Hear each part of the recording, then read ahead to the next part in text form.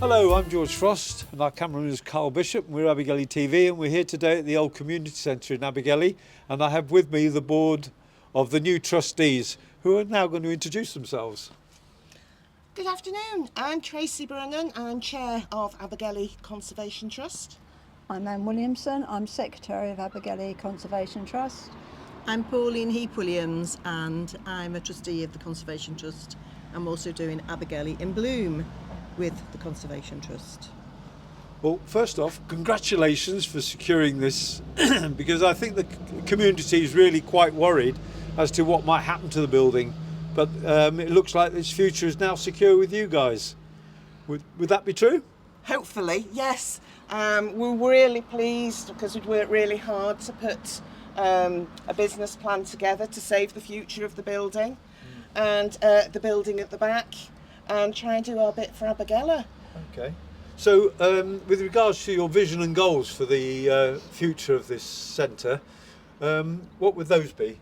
Well, initially we've devised a 5-year plan because at the moment it's not actually a community centre, it's an empty building and a heritage building in need of repair. So it's not a case of we get the keys and we can just open up, because there's nothing inside, there's no cookers, we have to literally start from scratch. So we're hoping that initially we will get the first hall open to hire out to the community. And we'll also be working on the house at the rear of the property, the former headmaster's house, to transform that back into a family home that can be rented out to a local family. Right. And what about community engagement? How do you plan to go forward with community engagement?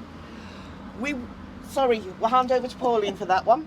Yes, we're going to be doing lots of consultation days and evenings and suggestion boxes, and we're open to anybody's comments to see what the public wants and see what we can do with the results. But obviously we are restricted in some ways because we will be getting grants, and we do have to adhere to the grant specifications as well. With regards to things like the grant and resources, how do you plan to manage those? Well, we have a team of people that are working with us who are a great grant applications people. They're experts in this field, and so they're going to be applying for grants, for helping us apply for grants, and then helping us with them to get the best out of the money and the best grants available. And I assume that you're going to collaborate with the community and hopefully look for volunteers and partnerships. Oh yes, of course. I mean, it's a community building. We need the community to help us make it successful and shape it to what the community actually wants. As Pauline touched on, we are going to consult with the public, but our aim is to fill the gaps that are missing in Abergele, and focus more on things such as evenings, and have arts and singers and different cultural aspects whilst respecting the history of the town. There's one of the smaller rooms that we're hoping to open as an Abergele museum. So if anybody has any old photographs or artefacts from the old school days, they'll be very welcome, whether on short-term loan or permanent loan, because with one of the side rooms, what we're hoping to achieve is a mini museum, so we don't lose these artefacts for the town or the history of the building. And then the other side of the room, sort of set it out as a sort of 50s, 60s living room to aid people with dementia.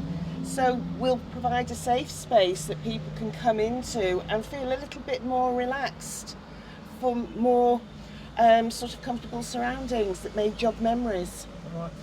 Well, with regards to community engagement, I know you've already been doing some of that because I've seen it on Facebook. You've been polling the community to find out what to call the building. Has any decision been made on that yet? I think that has, yeah. Yeah?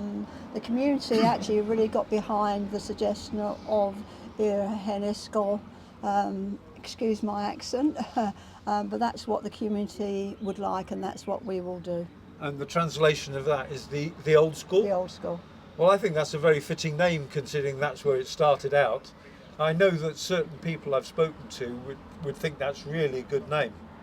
I think a lot of the people that went to school here often refer to the building as the old school. So Welsh building for Welsh people in a Welsh town. Well, my wife went to this school, so she thinks it's a good name. Excellent. Yeah. That's great. Okay. Just as we were wrapping up in front of the previous entrance, it was decided that it might be worthwhile showing you where the old headmaster's accommodation was, because Tracy mentioned it in a conversation. So here we are now at the entrance to the old house that's going to be done up. What's going to actually happen to this?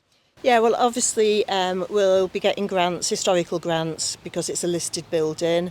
So for it to be done up and for a family to come and live here, and that will generate our revenue to help keep the best of the building sustainable. The funds will go towards funding all the heating costs and the running costs.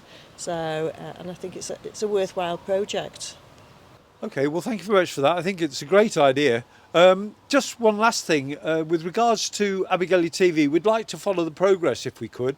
So maybe you could keep us up to speed as you reach various milestones in the development of the centre. Yeah, absolutely. Yeah? Yeah, that would be We'd great. love to. We can even put a plate in the museum when we're done. Oh, fantastic.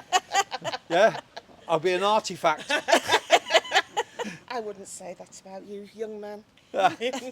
Okay, well, once again, thanks very much. And that's it. That's it for the moment from the community centre in Abergele.